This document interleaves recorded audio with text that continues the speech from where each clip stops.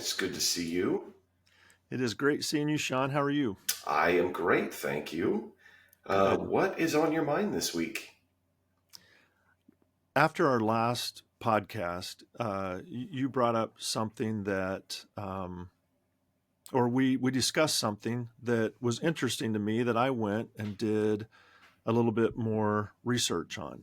And it was when you said to me, um, I always try to get you to simplify things or dumb them down, Hmm. and you're hesitant to. And then I said something like, no, keep trying to do, I need to do that because it needs to be put in terms that people can understand. But I just always want to add the caveat that this is a much more complex process than how I'm describing it, but I'm going to describe it simpler for the purposes of the podcast. But just remember that it's much more complex, and there's a lot more going on in these processes than what I'm saying. Right. And part of that was because I had, I think I've said before that when I went to graduate school, I was really frustrated because everything that I thought I knew that I'd learned in undergraduate was, oh, I understand how these work. This is easy. It's like black and white. This works this way. This causes A causes B, and this is really simple. And then I got to graduate school, and it's like,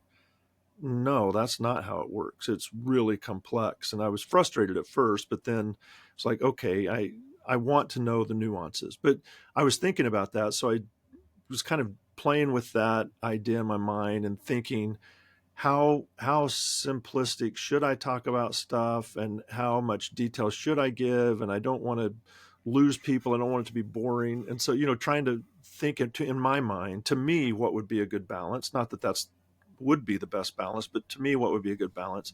And I came across this article by Francidis, and it is called, and I'm trying to think where she is from, the university. I can find that, but it's called Inside Occam's Razor, a mechanism driving preferences for simpler explanations.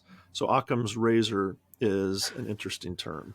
Yes, I've heard Occam's razor, and I have of probably wildly inaccurate understanding of it. But let me take a shot just Do, so we can yes. all laugh at Sean.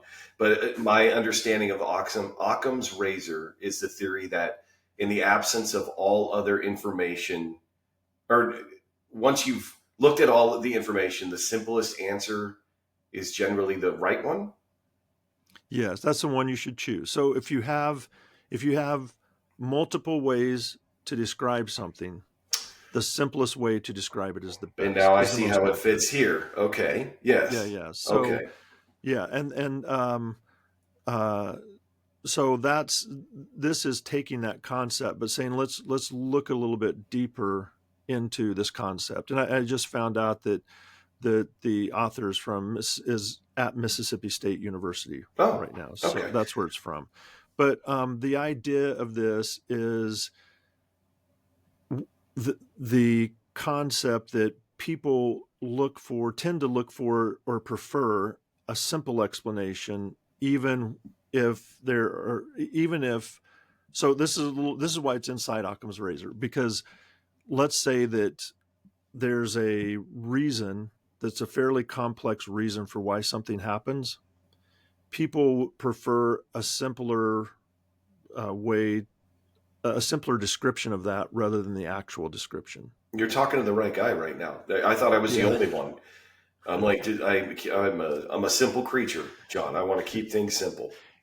I'm all for keeping it simple too, but if that leads to the wrong answer, then that's not best to do the simplest. But I was trying to pull up the article because the reason I wanted to pull up is that the author gave a really good example of this, but I can't seem to. Oh, here it is. So the idea was, it says, and I'll just read this to you so you can listen to it. It says, consider the following question. There is an antique clock in a museum, and it has two timekeeping problems. It runs slow, and it skips hours. These problems could be due to misplaced spring plugs, so that's cause A, which would cause both problems, Or the second option is that it could be a combination of worn gears, which is B, which could cause it to run slow, and a winding malfunction, cause C, which would cause it to skip hours. So what's the most likely explanation? The first one, that cause A, misplaced spring plugs, causes both problems? Or is it option B, that cause B, the worn gears, makes it run slow, and cause C, the winding malfunction, causes it to skip hours?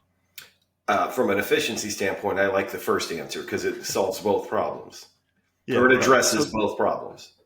that's what the authors found, and then they took that question from, I guess there's been, and I didn't know this, but quite a few studies in this area of why we choose simpler answers. And there's a kind of a handful of problems like this that are commonly used in this type of research to ask people about. Can, So can I that's one of the ones they can I chose. just stop you for a second though? Now that I'm thinking about this, Mm-hmm. in that particular problem, the there's we have there's two problems with this clock, and the answer I gave solved both of those problems. Mm-hmm. And the other way, and I don't want to oversimplify this. I just want to make sure I have this straight in my head because I love the theory of Occam's razor and I don't understand it. So now I'm frustrated at myself. Like, how can you say you love it and you don't even know what it means? Well, the way you So described it was right, though. it was close or Yeah, right? no, that is Occam's razor. The simplest is the one you should go with. The simplest is the right one. Yeah. Okay, because and it's simpler that way because the other way to say it is there's actually two problems with the clock that are causing in these each individual problem. Mm-hmm. Do Mm-hmm. you see what I mean? So I love the example that you use to say it's one thing that's causing both problems. Mm-hmm. But on the flip side, then the other option I have is to say it's actually two problems, each causing one individual outcome. It's running slow Mm-hmm. and it's missing hours. Yes. So when I'm going, and maybe this is where I think I'm taking it maybe too far off the road, is to go, if I'm going to diagnose the mechanical issues with this clock, the reason I answered it seems to make more sense to just replace one thing and see if those two issues get Go fixed, away or as fixed. Mm-hmm. opposed to going, well, let me try and fix option C and see if it fixes missing hours, and then I'll fix option B. And so I always call it laziness, but like from an efficiency standpoint, Efficiency. Mm-hmm. fix one thing with hopefully the outcome is it fixes both problems. Mm-hmm. That's the opposite of Occam's razor because I just spent all that time explaining something really simple, but I want to make sure that I'm thinking about it in the right terms when I think about fixing the problem. Yeah, and I think if I was going to bet on this to say which one would option one or option two solve the problem, I would probably think option two would, because it seems like if there's two problems and you have a way to fix each problem individually, that would be better than having one thing that fixes both. But That's what I'm saying. You just said it way better than me, and but but that's what I mean. Yeah, yeah, but if you're going to tell me what's wrong with my clock, it's almost like if I'm the clock repair person, hmm I would probably think of the problems individually. But if I take it in and you say, well, if I get online to watch a YouTube of how to fix a clock and it has these, and they say, well, you could just do option A, which would be to there's misplaced spring plugs. I'm going to try that first because that would yeah, solve both. yeah, yeah. And so that's an example about a clock, but they were using it to say this is that was kind of an example. And then what their research showed was people, when you start to give them more information about a topic, they shut it off. They don't want more information. They want the simplest, the least amount of information to form an opinion, and that's what they want to go with. And so when you're talking about medicine, like we've talked about vaccines before, when you're talking about different, solving different problems in life, it's just like, don't give me all the data, like don't give me all the science, just give me just a little bit of science so that I can go with it, and that's what I want. I don't want everything. But in doing that, a lot of times, most of the time, you're misinformed and you come Mm-hmm. to the wrong conclusion because you took just a little bit of information to form your conclusion, and then you're off line on it. You're off base somehow. Yeah. So you could be more accurate by gathering more information, but people don't want to do that. And is that a mechanism in the brain that causes us to not want that? Yeah, it's like a heuristic, Okay. and Like a so they shortcut, or is it different? yeah, shortcut. It's a shortcut for the brain, and it's Hmm. called the simplicity bias. People naturally favor simple explanations, even when multiple causes better explain an event. They just want the simple. It's a simplicity bias, like a shortcut, a heuristic. And how, so isn't that like Occam's razor though, to some degree? Yeah, it is. That is Occam's razor. Give The me the people. simple Well, explanation. okay, so Occam's razor says that the simplest uh, the simplest explanation is the most accurate, is the best and the most accurate.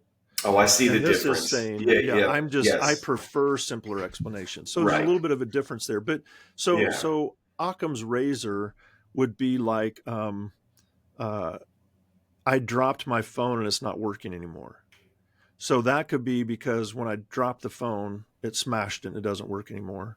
It could be because the concrete it bounced off of had some type of radioactive material that scrambles the airways. You can get really complex and all that. Right. And it's like, Right. no, the simplest thing is you dropped your phone and smashed and it doesn't work now. So that's Occam's razor. Like that, if you come up with 5 or 6 legitimate reasons of why something might cause and effect type thing, then the simplest is the one that's correct. Right. But this is kind of, it's saying inside Occam's razor, because now it's about what people want to hear to make their decisions, and they just want to hear simple explanations about Right. things. And but to your point, so I confused the two, and now I'm clear on the difference. Okay. Occam's razor is a theory, and then the simplicity heuristic as a kind of one of the modes of operation of my brain. Mhm. But the danger then for simplicity bias Yeah. is now I want it so simple. Just give me what I need. The Mhm. reality is I probably don't know what I need. Yeah. Number Yeah. one, you know what I mean? I Mhm. don't even Mhm. know. You brought up vaccinations. We've talked about vaccinations a lot. I think it is a sticking point between misinformation and science and you know political, whatever it is. Mhm. And so I can tell you I'm not a virologist. I don't know anything about vaccinations. I don't know how they work. I don't know, so I don't even know the right questions to ask one way or another. I'm sure that if somebody heard this and said, see, you don't even, why are you getting a vaccination? You don't even know what they are. But I know that people a lot smarter than me came up with them. Yeah. I know that, and at some point I have to go, okay, I looked up on the internet, and every time I look up WebMD, no matter what I put in there, it says I have cancer anyway. So, Yeah. like, um, that's a joke. So I'm not making light of cancer, but we've talked about going online. You get on the internet and you can find arguments for and against everything. Mhm. And I can find three or four, I can find many more, but I can find at least three or four things supporting both arguments. Mhm. And so again, am I going to choose to listen to that or do my own research? Come on. Or am I going to take a virologist, a scientist, someone at the CDC, name it, and listen to what they have to say? Well, that depends, Mhm. because now I have to be concerned about how qualified somebody is in some of those positions. And all of this to say, it's like this is the stuff that drives me mad because, as I've said on this podcast, I don't want to argue with anybody. What you do with, as long as it doesn't hurt anybody else is on you. But for me Mhm. personally, like I want to know, should I get a flu shot? Should I get a COVID shot? Do I need a booster? Like, and depending on where I go, I don't know what the answer is. And then now I got this bias that you're bringing to me where I go, just tell me what I should do. Just tell me, do I get one or Mhm. not? because my brain likes this shortcut to go, I don't need to know about the numbers, the data, the trials. I don't need to read a 20-page, what do you call it? The dissertation. It's not a Brief. dissertation, but Oh, a brief. I don't need a a brief or a 20-page research brief article. Mm-hmm. on like everything you did and what the double blind. I don't know all that stuff, right? So just tell me what to do. That's a rambling diatribe about how I feel like both of those things are bad. Yeah. Well, and remember that for things like this, like what you're talking about, there's an established scientific community that, like the American Medical Association and the Center for Disease and Control. These are long-standing, established institutions that can answer those questions for you. And then you're right. If you go on the internet, you can find a doctor that counters that. Mm-hmm. But that's part of what we've talked about before with pseudoscience. If somebody takes some facts that are true about medicine, but then twists them in a way to meet what they're wanting to say without hard research behind it, that's pseudoscience. And so there's a lot of pseudoscientific articles saying you should not vaccinate your children, but there's the longstanding institutions of the American Medical Association and the Centers for Disease and Control and these others that say yes, you should. So a simple way would be to listen to the authorities in that area, and then you don't have to think about it or read or whatever.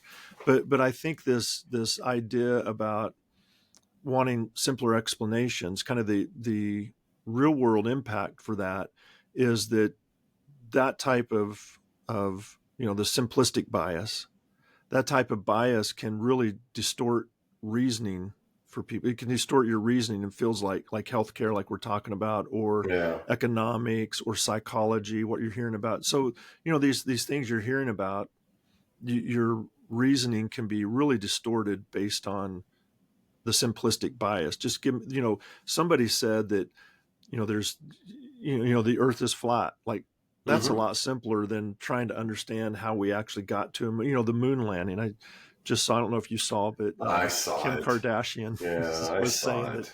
we never landed on the moon, and she knows it because the person she was talking to on her Hulu show said, I haven't looked into that much. She said, well, just go to TikTok, it'll explain it all to you. And then Yeah.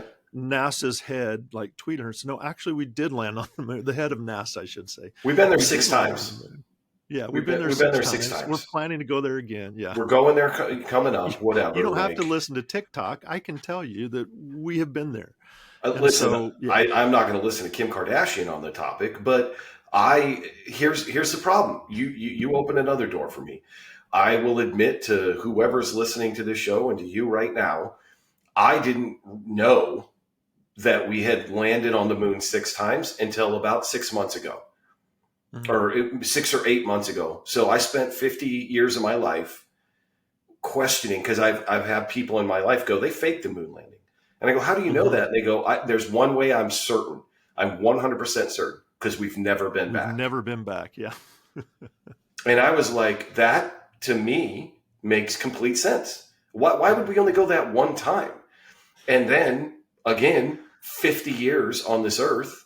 And no matter what I say about me being a dum dum, I just stumbled on the fact that NASA has been to the moon many times, and so again, it's like I look at myself and go, "Hey, you didn't know that," and so if I didn't know that, and I'm doom scrolling on TikTok and stumble on some person saying, "Here's how I can prove we didn't land on the moon," or whatever. And we're putting two things together. I have a short attention span, social media, we've talked about that. And then now you're giving me this new bias. Mhm. And if they The give it to me simplistic. in simple, easy to bite pieces, and I go, yeah, We've we only never been there landed on the moon. once. Why didn't we go No, back? Yeah. no, we've never been there. They faked it. That was on a sound stage in Pasadena, or whatever Yeah. Yeah. whatever the No, thing is. I've heard people say that too. Like, we haven't been there because why would you only go once? And I I've was like, heard it. have you ever I been to Missouri? you would never go back. You'd only go there Oh, once. No, I'm kidding. Sean, I'm here they come. I'm I'm They're bringing up my coming. Kansas bias now, the Kansas and but Missouri border but war. again, it makes No. it makes perfect sense to me how we can end up in this, and it's really hard. I try to just police myself, but when Mm-hmm. I hear other people saying these things with such confidence and kind of go, where'd you hear that? Well, I saw it on Facebook, or I saw it on TikTok, or I saw it whatever. It's like, do you follow a doctor? Or is it your cousin from Missouri, since you brought up Missouri? Um, but again, I'm spiraling here out of control, because what you're saying to me is, I mean, it makes perfect sense, but it's like, here our brain is built with this bias Mm-hmm. for simplicity, Mm-hmm. and I want it short and sweet and simple, and I miss out on the critical parts. Yeah. So then that brings it back to kind of why I started looking into this for what's been on my mind was what we ended the last podcast with. Yeah, And yeah, so now if you take away, so we kind of, there's a lot of different directions to take this. We kind of took it as the direction where that can cause problems. The simplistic bias can cause problems because you might not consider fully all of the things you should consider to make your decision. But going back to kind of what it means for us in the podcast, I'm still kind of at the crossroads of how simple do I make stuff? How much information do I give? And I think the point would be we should make things simple and easy to understand because that's people's biases, and just remind people that things are much more complex than what we're saying and how we're describing it. But here's kind of the Cliff's Notes version of it. So would you agree with that, or what's your I thoughts on that? absolutely agree with that. I do, Okay. and I'll just give you an example. I find myself asking you a question about the brain, and I go, "What part of the brain does that happen in?" Mm-hmm. Because in my head, just anatomically, there's a little piece, part of your brain that covers vision or whatever, Yeah. and you keep trying to explain it like, no, there's these neural pathways that connect all these parts of the brain, and I think it was the last episode we talked about, like the idea that you have for speech. Mm-hmm. One part of your brain that's the architect, and then it's sending it to another part of the brain that kind of starts building the building, so to speak. But Yep. it's an excellent example of like, no, I just think speech happens in one part of the brain, and so that's a really simple explanation, but it's not right. But so did neuroscientists for 160 Okay, years. that was a bad example, but you. No, that's not. No, I'm saying that shows how things are more complex than we make Yeah, them out to be. It's yeah, really complicated, and so and it also made the point of why we can't say, well, we just proved that Broca's area, because Broca could have said that, but instead it said it seems like this is where this is happening because yeah, there if we had all the answers, there wouldn't be any need for research anymore. So we yeah. have to keep researching. And But no, we're okay, back to so scientists being bound by the language they use. hmm They can't make these grand statements and claims saying, "Yeah, we found the error where speech happens. We're sure of it. It's 100%."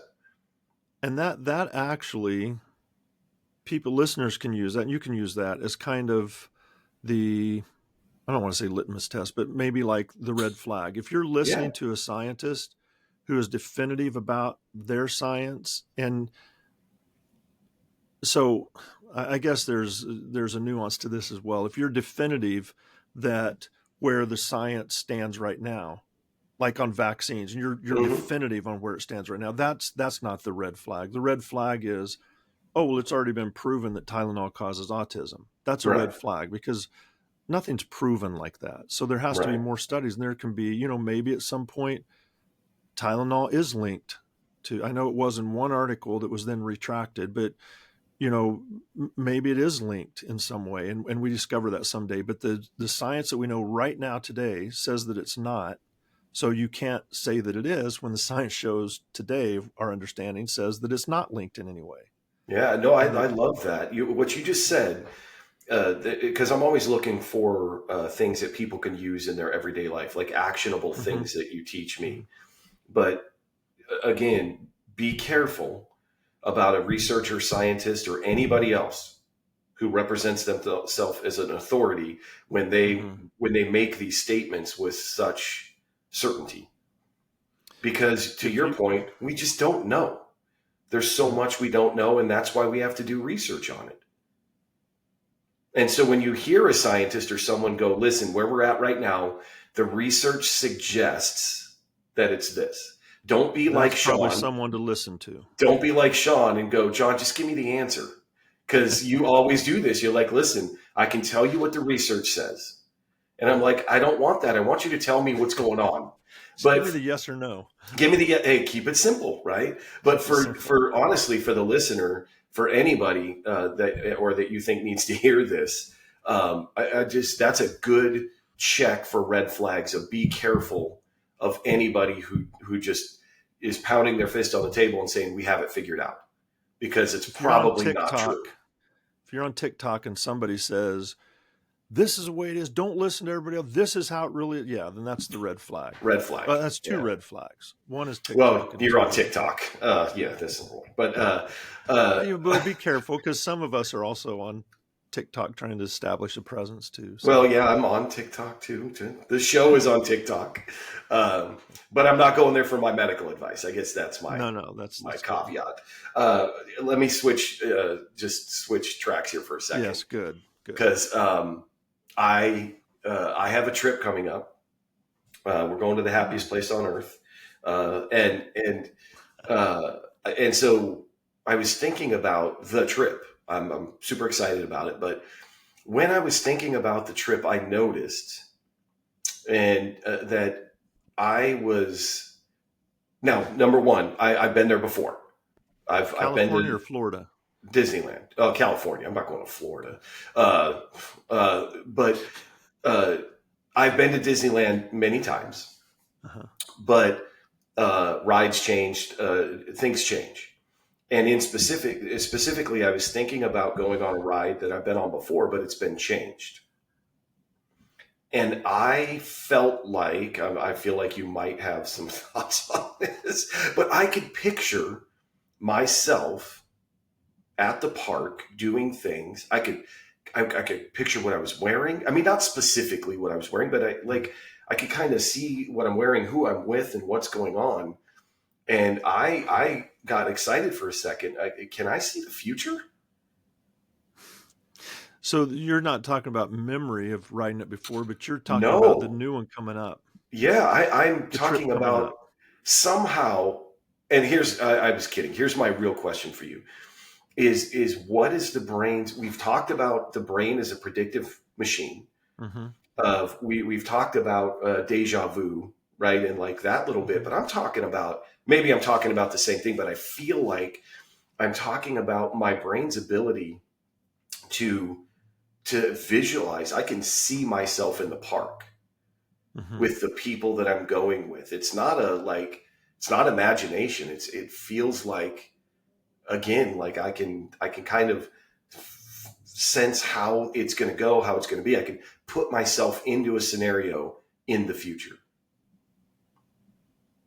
Yep. And how is my brain doing that? Yeah, that's a really good question. So first of all, think about what your brain, all the machinery and things that it uses to help you experience something as it's happening. So there's like taking in all your sensory systems, building that mental image of it, knowing that you're there, knowing you're Disneyland, and all of that happening in real time takes a lot of machinery to make that happen.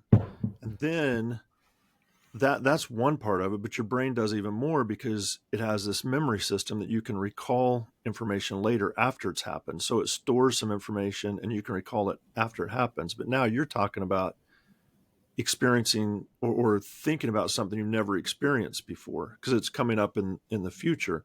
Yeah. And what's interesting, we've just barely touched on, I think, a little bit on neural economy, where the brain will use a system that it has for one purpose, it will use it for a different purpose because it already has that system in place. So when we talked about like vision and imagination, Mm-hmm. imagination just uses the visual system because that machinery is already there. It's just repurposed. And Yes. like Yes. pain, when you experience pain, those pain pathways that process pain are just repurposed and used when you have emotional pain, which is Mm-hmm. why, somebody letting you down feels like, you stab my back, or, you hit me in the gut because it makes your stomach hurt. And so, yeah, there's the brain repurposes things.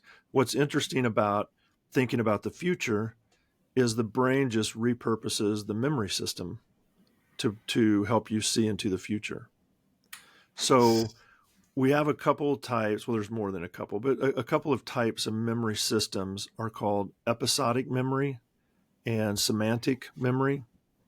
So semantic memory is about facts, like Oh, okay. what the capital of something is, or how high, you know, Mount Helens is, or what, it's different facts about things. Um, the episodic memory is about personal experience, something you've experienced personally, and how it's situated in time and space, like where it happened, when it happened, those types of things. That's episodic memory. Mm-hmm. So your brain uses the episodic memory system to help project something in the future, like what's going to happen in the future. And one of the reasons that we know this is that, and that's kind of like time travel, like you were mentioning. But one of the reasons we know this is because patients with hippocampal amnesia, so there's damage, like there's lesions in the hippocampus, which is where memories are consolidated. Mm-hmm. So now when you try to remember, so they're not good at remembering things in the past, they also cannot imagine something new or different or something in the future because they can't access their memories of what they've experienced in the past to use that to project into the future. So episodic memory is critical in forming kind of your ideas about what will happen in the future. Now, well, let me go back to what I was describing. So what you're saying is making sense to me now because I've never been in California Adventure. They now have the Marvel University or Marvel, whatever it's called. I've never been there. But when I asked the question, oh, where is it in the park? And it was described, I was like, I know where that is. And I can kind of see the layout for the Marvel campus, but I've never been there. Mm-hmm. And part of it, now that you're saying this about memory, is I've seen the Marvel movies about a million times. I know the Mm-hmm. characters. So now you're talking about, this is what's blowing my mind, if I'm right, is my memory is not only pulling in from the last time I was at Disneyland, but it's also pulling in what I know about the Marvel universe, the movies I've seen, the comic books I've read. It's pulling all of that together to make this kind of look into the Yeah. future happen. Yeah, absolutely. Yes. And then you can project kind of what that will experience will be like based on Yeah, all these different things. You don't have to think, well, let me try to pull this together. I've been to the park now. I've also seen these movies. It's just I the didn't brain do does that that. for Yeah, you. So you just yeah, go, what will this be like? And you get a feeling. It's kind of like, I think we've said this before, but you you've heard somebody talking and then you see them and it's like, oh, I didn't expect that. Because when yes. you hear a voice, your brain's just saying, okay, and it's probably picking up a pattern of something about the voice that reminds you of kind of your stereotypes of what different voices sound like from different types of people. And so you just build that image of what that's like. That's kind of like the future thinking because you're imagining something that you haven't experienced before. You don't know what they Mm-hmm. look like, but you're imagining what they look like. And then you might be surprised when you see them. So you might be surprised when you get to Disneyland thinking, I went through all, because in your mind you have it pictured what it's going to look like, what it's going to be like, and then go, oh, this is a little bit different, but that's okay because a lot of it probably will be accurate because you I know bet where in I'm the pretty park it is. close. And yeah, Yeah. pretty close. And then Yeah. so I think I'm going to answer this question because my next question was going to be, does it work for places I've never been? but I feel like Yeah. Yes. it's the same thing. Yeah. In fact, somebody can explain something to you, and you can take that information, and now you're so so you know that when you experience something, that's a constructive process. It's being built as you're experiencing. The vision, the sound, what you're seeing, hearing are being built from the ground up as you experience them, right? Because the Hmm. sensory, the energy is hitting your sensory systems, and that's turning that into neural energy, and it's building perception. So you're kind of building those, but you tend to think that once you have, once that's built, it's stored, and then you just pull it out. We talk about the file cabinet. So once I have this piece of paper, and I have writing on this piece of paper, that now I can just store that piece of paper and pull it out later. But the way the Right. brain works is when you remember something, that's a constructive process again. It starts building it all again because you have the machinery that builds it. So you start building it all again. And when you try to imagine something coming up, that's a constructive process. You're building it, but you're building it with information. If somebody's reading you something, you're using that from your past experiences and memories of what, like if they say it's a car, but imagine this car that has two wings. They start explaining it. You're building that and constructing it as you go based on memories and experiences from the past. And even if it's something you haven't experienced, like if somebody reads you something about this new Marvel being that you've never read about in the comics, and it's something you've never seen because maybe they're just creating it in the moment. That's what authors do when they're writing books. They're making up these stories in the moment that's in their head. They're putting it down. You read it, your brain starts constructing all of that and building these images of what that would be like. And that's the same system that allows you to look into the future, like what a vacation will be like. That's the same process as if you're reading Hmm. about a new superhero or something. It's just all a constructive process in the brain. Yeah, I was thinking. So I've never been to Italy, Mm-hmm. but let's just say hypothetically we're planning a trip to Italy, Mm-hmm. and I have not memories. I've never experienced them, but like I've seen movies, I've seen pictures, I've read about my whole life. My brain has been taking in tidbits about Italy, Mm-hmm. but I don't have them readily. But I'm again like I've seen a whole bunch of movies that show the Italian countryside, see where it is, the water. I've seen all of that stuff. And whether it's accurate or not, when I start to think about my trip to Italy, my brain starts constructing what it's going to look like, smell like, be like Mm-hmm. in a month when I go to Italy. Yeah. That's scrambling my eggs a little bit here because Y- I've never been there, but my brain could put together a construction of what it's probably going to be close. you've seen pictures of Mars, right? You've Yeah. seen the movie. You can imagine what it would be like if you were walking around on Mars, probably. Yes. And Yeah. nobody's done that yet, but you could imagine that. But Yeah. we've talked before about mental imagery and how some Hmm. people have really good mental imagery and some people don't. Like I don't feel like I see pictures. I really struggle. There's a I really struggle with mental imagery. There's a scientific tool called the VVIQ, the Visual Vividness something questionnaire, but it's a tool that's used in research to estimate somebody's mental imagery ability. And I score really low on that. Hmm. And Casey, my wife, scores really high on that. And I think I've told you before, when I first started dating her before I went to graduate school, and this is when we first started, ended up at the end of high school and starting into college. Um, she would talk about like a dream she had, and all this vivid detail. And I would always just kind of remember what my dreams were, but I couldn't really picture them. I could a Hmm. little bit, or she would tell about something that happened in the past with all of this detail. And inside I was going, you're just making this, you can't have that kind of, and I didn't say that, luckily, Hmm. uh, because she probably wouldn't have stuck with me. But if I challenged all of her on that. Her But memories and saying, you can't do yeah, that. you can't do that. You don't Yeah. remember stuff like that.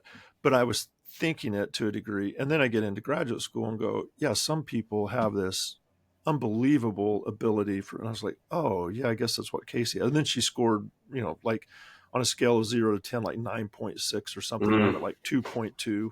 And so there's this huge gap. So I couldn't understand what she was experiencing. But I'm saying that to say, I wonder if people with like Casey with her abilities getting ready for a trip, if when they go on the trip, there's a bigger level of disappointment or just, I don't know, like for me, I kind of picture what it might be like, but I don't really have a good idea or a good picture. And when I get there, I just enjoy it because it's not like I had imagined something way better, but I wonder That's if a really vivid interesting. imagery would make you imagine something much, much better to where you're a little bit disappointed. I don't know. Maybe I should ask Casey about that at some point. Yeah, that's I didn't think about it being disappointing if you can just see all this vivid, like it's going to be like this. I got it all in my head, and then you show up and it's not to that level. Hmm. And I'm not saying Italy would be like that, No, but no, no, say no. I'm just you're saying in general, imagining like Missouri, whatever like it you're is. imagining a trip to the Ozarks in Missouri or something, and it was disappointing. No, I'm kidding again. I've got Uh, to stop bringing in shots at Missouri. Maybe you should edit no that out. kidding. No, I'm I'm leaving it just in. kidding. This cross-border conflict that's been around for It's called hundreds of Border Wars. years. Yeah. Yeah, it's is No, um, but maybe that's something that your imagery can make things seem like they're going to be one way and you're a little bit disappointed if they're not. Or maybe yeah. it's just different and you're surprised and happy at the surprise because you think I already kind of know what it's going to be like, and then I'm surprised because it's different. I don't know. I didn't You score consider high that. in I do. visual Yeah. imagery. Yeah, Yeah. so And but maybe I we don't can think ask you after that your trip. yeah, well, yeah, but I can tell you just now that I'm thinking about it, not disappointment. Okay. I think sometimes it's, and maybe we could talk about it after the trip, but I think it's more like, oh, that's different than I pictured it, Hmm. right? But not like, oh, Yeah. that's so much less than I pictured it. Well, I guess that's true if I think about like hearing a voice and then seeing somebody's face because I Yeah, kind of get an idea what somebody's going to look like and then they look different. It's not like I'm disappointed. I'm like, "Oh, I didn't expect that." So yeah, maybe it's I'm more like that. constantly, not constantly, because I don't think about this that often, but when it happens, I'm kind of like that. Just like I said, I go, "Oh, I picture that differently," Hmm. and with Yeah. people all the time, you are not how I pictured you. And Hmm. then they always ask the question, "Well, how did you picture me?" I go, "Let's not Yeah. worry about that. We don't need to talk about that." But going back to this, I'm thinking about you've talked about as well. This always happens. I go, "I'm going to ask John about this," and I never know where it's going to go. And then you start explaining things, and I just have a million other questions. So, Good. um, but you've talked about sense of self, Hmm. right? Like where Yep. kind of what makes that up and how that works. Hmm. And I'm curious now as I'm thinking about whether it's a place I've never been, a place that I've been before, but how number one, my memory is helping me to predict the future, Hmm. so to speak. I'm sticking with that I can see the future. But and then how that kind of affects my sense of self. Hmm. Does that make sense? Yeah. Yeah, it does. So, I talked about episodic memory. Mm-hmm. That's based on your personal experiences. So it plays a pretty significant role into your sense of self because whatever you have like let's say there's an event that you went through, maybe it's an interaction with somebody, um, Okay. and let's just say it happened however it happened, but later when you're recalling that event you're reconstructing it again, and it's going to be heavily biased on your sense of self. And if somebody says to you, you acted a little bit miffed that I would even bring that up, and your sense of self is, I'm not miffed over stuff like that. So instead of, it's not that you consciously think through it, but instead of trying to remember that one moment, you're going, I'm not. And you said, no, I wasn't miffed at that, because you're thinking, my sense of self is I don't get miffed over things like that. So it Hmm. really affects your memory and your reconstruction of it. And maybe if you had a video camera and you could look back, maybe there was a sound in the background or something that you kind of went like, what did somebody just do that? And that person interpreted that as part of, based on what they said, your reaction to what they said, when it wasn't. So it could be that there's, cross signals or whatever, but just how you remember yourself responding in certain interactions is based largely on your sense of self, on what you know about yourself and believe about yourself. But now that you're here's the million questions again. Now that you're saying that, the way that, number one, in this episode, I've taken a lot of things, but the way that you're saying that every time I think about an event with episodic memory, when I Mm-hmm. think about it, I'm reconstructing that event. Yes. So every time that I reconstruct it based on what I've learned about memory from you, Mm-hmm. there's a chance that it could be constructed a little differently. Like you It's a said, high probability. okay, high probability. Like you said, The though, parts I'm of it, parts of it. I'm remembering a thing, and I'm talking to you about it, and as I'm saying, yeah, we were at that thing and this and that, and you go, yeah, do you remember how irritated you got at me for saying the thing? And instead of, I don't have a strong sense of self, I go, oh man, was I irritated with John? Now I'm remembering it. It possibly, now Mm-hmm. in my memory, I was irritated at you, Yeah, yeah, that would be how you would construct it that time. but it's wrong. But I mean, it's not wrong. It's just Possibly, yeah. it's just not maybe the way that I remembered it happening before that. But then a couple of years later, I run into, or a year later, or whatever, I run into you, and we're laughing and talking about the thing. But I remember I'm reconstructing it with that new version Mm-hmm. where I was Yeah. irritated at you.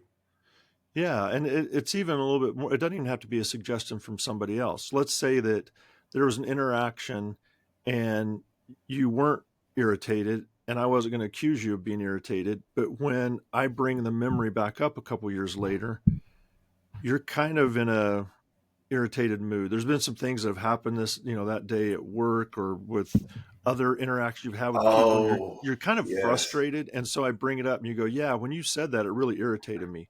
And then I'm going, really? I didn't catch it. Yeah, that irritated me, because now you're reconstructing that based on your current mood and emotions, and you're irritated now. So you're going, yeah, because if I were to say that now, it would irritate you. So you're bringing that up as, yeah, that irritated me when you said that. And maybe at the We time talked it about didn't. this with movies, right? Like how I've changed my opinion about movies. Yeah. It's Yeah. based on your current emotional state. Mm-hmm. Possibly my recollection of an episodic memory could be altered based on my current emotional state. Yes. It, there are parts of it that Oh, will be. You can't really, it's, I'm trying to think of a good analogy. When you bring something up, a memory, and you reconstruct it, it gets repackaged, reconsolidated with everything that's happening right now. the new stuff.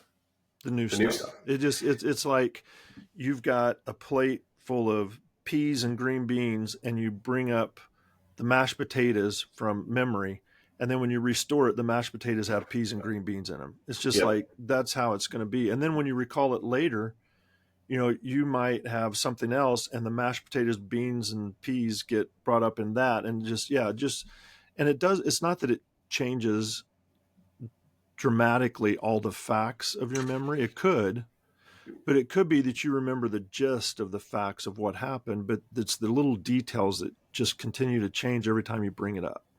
This is reminding me of anytime I take something apart and then I put it back together, there's a couple of extra pieces Yeah, on pieces the left over. table. And my wife's like, "What are those?" And I go, "Oh, don't worry about those. It's fine. I just Don't got worry to about that. throw those away."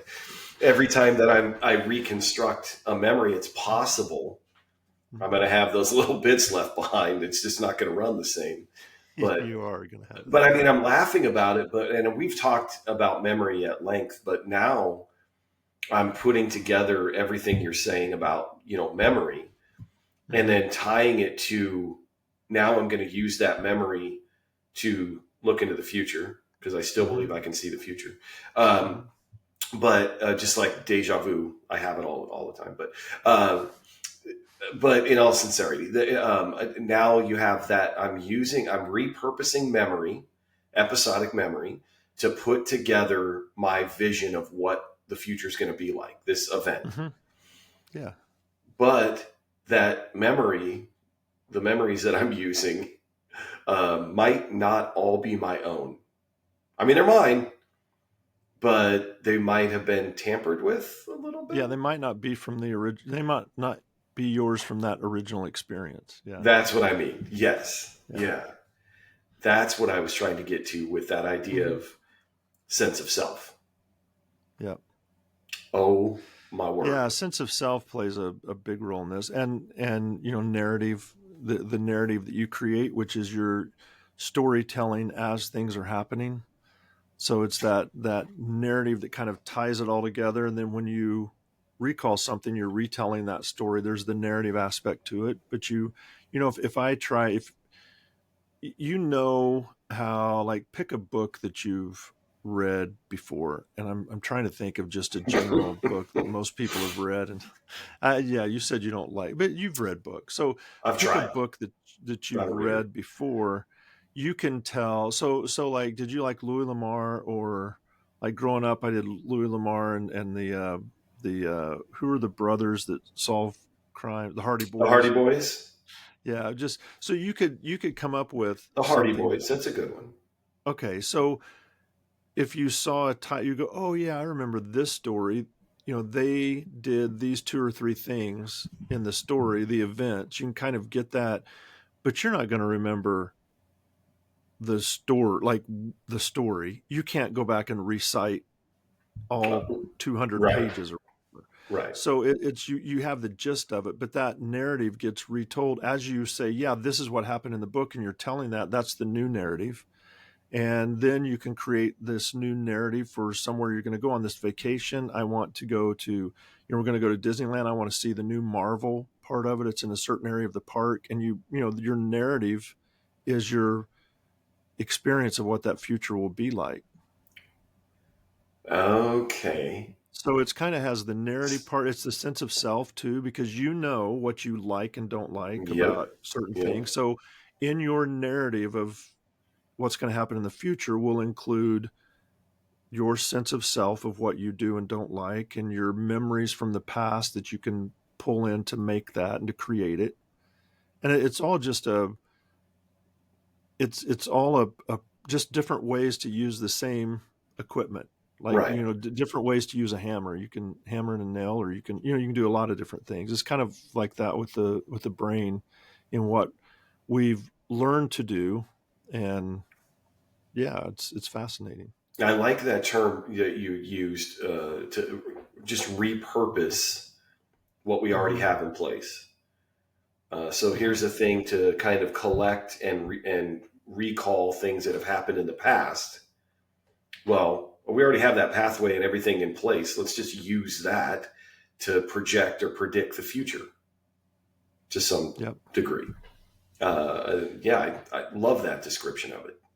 And then if you want to, like in research, a lot of times when they're looking at what might happen for you to imagine something in the future, it'll get really detailed. So they'll say, like, things like, so imagine something coming up, like a trip to Disneyland. So Hmm. imagine what that would be like. Like, what does the day look like? Is it sunshiny? Is it overcast? Is it cool and breezy? Are you going to wear shorts? Do you need a jacket? Think about what the sounds that you're going to hear. And those are from memories. But now picture yourself in the park coming up.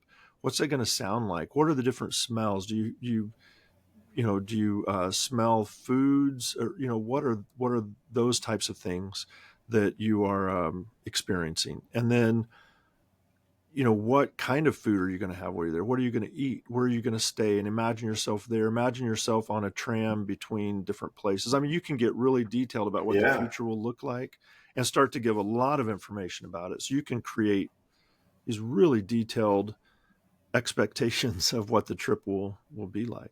And that Yeah. helps you not just to prepare you for that experience, but it helps you think, what should I pack? Because now I've thought about whether it's going to be cool and breezy or sunshiny. So that's going to affect what I pack. So there's a lot that goes in. Where am I going to stay? Is it going to have a tram that goes there? And if you didn't have that ability, like if you had hippocampal damage, uh, Mm. you would have to put in your calendar an alarm to remind you of when to head to the airport in 3 months or whenever you go. So you wouldn't even be thinking ahead of time. You just go, oh, I got to go to the airport. Let me grab some bags. But you wouldn't think about what should I take, because you can't plan that. So you can't imagine the future. So you can't even think, I wonder what the weather will be like. It would just be, somebody would need to be there to help you, or you'd probably never go on that trip. Because that system that I repurpose for the future is damaged in the Isn't people you're working. describing. Mm-hmm. So I don't have It's the just, system in place. It's just like when I was saying that the color part, the part of the brain that adds color to your vision, Mm-hmm. if it's damaged, it's in the cortex. So it's called cortical color blindness. So now you can't Mm-hmm. see color. You also can't imagine, like your memories don't have color anymore either, because Right. you're reconstructing it. So you can't tell what the color of your first car was, because you can't picture it in your mind. Oh my goodness. So it's all about just So, rebuilding and reconstructing. right. Right. Yeah. Whether that's an image to answer a question about a color or to plan ahead in time. But it's just planning something in time is also pulling in past experiences, your memories, to build that future event. Yeah. Yeah. Using memories to predict the future. Yep. Okay. I'm playing the lottery this weekend. So there you go. So does that have anything to do with manifesting, do you think? Well, maybe. Maybe. We're almost out of time. I don't have time to get into this. That's a really interesting question. Well, I'm going to manifest. since you don't have time, I'll just tell you no. Oh, dang it. That's the There's that simple. That's a Occam's razor. simplistic There's Occam's way of razor again, right? you can't No. manifest things. So I'll just Dang go ahead it. and tell you. Dang it. So But you can again, have a positive attitude, the power of positive thinking. Positive thinking, if you're thinking better of yourself, better things happen to you. So is that okay, manifesting? that I think is not the technical definition of manifesting, but I I think don't that's think what it it is really either, but is. But I I think think that's what it is. if you have a positive outlook on things, Hmm. because I think it goes both ways. If you have a negative outlook on things, and obviously bad things are going to happen to you, but it's not really that. It's just you're only acknowledging the bad things Yeah, you're because that's the acknowledging them. filter that you've set up. But if you say, I'm going to manifest a job, that I get a job, is that something you Right. manifest? I don't even know what people manifest, but I think, you can yeah, getting a manifest that, job. right? So I'm going to manifest getting a job. And so you're thinking really positive thoughts about getting a job. Just think how you're going to act in the interview compared to if you're not Right. positive about it. So you're more Yeah. positive. You might dress a little bit better, do your hair just right or whatever, and walk in and you're Yeah. really positive and you get the job and you say, I manifested that. So in that Right. case, yeah, then manifesting does work, I guess. There we go. But I think the opposite can be true. You have a negative outlook, and it's like, Yes. I'm probably not going to get this job anyway. Maybe even looking at jobs that you're going to apply for, you can Hmm. pick out the little things that are like, oh, that sounds horrible. That doesn't sound I good. wouldn't like that. They wouldn't hire me. So having a positive outlook. But hey, listen, if you want to call that manifesting, go ahead. Yeah, That's just as long as you don't think you're tapping into a universal consciousness, that all of that's going a little far. okay. Okay. So the universe isn't going to get But you the job. You I'm got to get just it saying that, yourself. yeah, and I'm just saying, for what we know right now, what science tells us Oh right now, no. someday Oh, there might be a universal consciousness, but right he's now what we know is there's not one. There may be one. The body of scientific evidence right now says no. So that's what I'm going to stick with. okay. So that changes. Okay. So you just went back on like this whole show that simplicity bias, you should have just said no and put a period and on left it. And then now you just went through that long explanation. I'm just kidding. See, Kidding. I want to change. It just takes time to change. It can't happen overnight, right? It can't happen overnight. I just read this research article like 2 days ago, so I can't fix everything yet. But in a few, if listeners will stick with us for a few weeks or months, then I'll get it down to where I just go, no, Sean. I'll say, John, is manifesting real? And you go, no. And then we'll sit here and stare at each other for a while. And then you'll say, can I see? Not really. Those will be fun. I'm trying to keep it simple, Sean. This podcast will not be as fun as it is right now. So don't do that to me. I don't like this. I like where we're at. I've said it before. I think that you strike a really good balance of giving information when it's necessary, when an oversimplified answer would not do it or be confusing. And then also, but in some cases, keeping it at my level. So I honestly, I think you are doing a great job of walking a tightrope of over explaining things in a scientific way using all these crazy big words. They're usually Latin. And then, but on the other side of that same tightrope is you just, again, going, oh yeah, your brain sees color, and leaving it at that. And so I do believe this is entertaining, at least for me. And I learn so much every episode. So that's what I mean. That's my evidence to provide you that I think you're doing a great job of striking a balance between those two things. Good. I think it would be really good if listeners can just start to get the idea that how the brain works on a lot of these things, like it just rebuilds stuff. It, just the mechanical side of it, keeping that part simple so that it doesn't seem like memory or seeing into the future or any of this stuff is just mysterious type stuff. It's like, no, we have this system that works this way, and then we use it for all these, we use it in all these different ways. Right. It just helps you say, okay, this is, I don't want to say the brain's a machine, but it's something that's understandable, and we can figure some parts of it out. It's such a complex machine, but we're learning some of the rules around it that guide it. And I think that this is something that everybody should learn about and hear about, because it helps you understand what's going on in your life a lot better. I agree. And I thank you. Yeah. Thank you for the information. Good deal. The back and forth, I think today was great. That was a lot of fun. We had a good energy. I think we always have a good conversation, but this energy was a lot of fun. So for everybody else, I keep asking every week, and if you're tired of hearing me ask, then just drop a response, write in a question. I'm trying to get some connection with you people here. So follow us on Blue Sky, drop us a note, ask a question. If you have a topic, just like a general topic that you're interested in about the brain and you want us to cover, put it on there. Put us to the test. I'll show you we can do it. So here's an experiment we can do in the show. Oh, okay. Let's you and me agree that this week we're going to manifest some questions, and then we'll see if manifesting is real or not. So because the listeners won't see us between now and then, so we can't send our own positive vibes over the airway. It would have to be kind of a universal consciousness. Okay. That would force them to that. So let's just try it. I mean, that's I'm going to try to manifest it. So let's manifest questions before next week's episode. Got it. I'm doing it.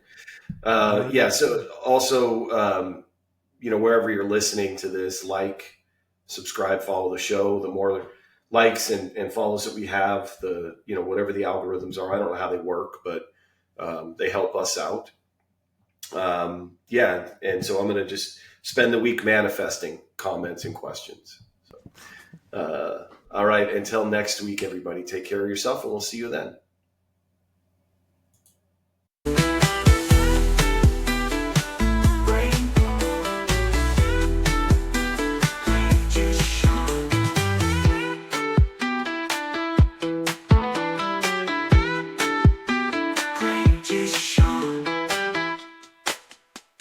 brain too shone.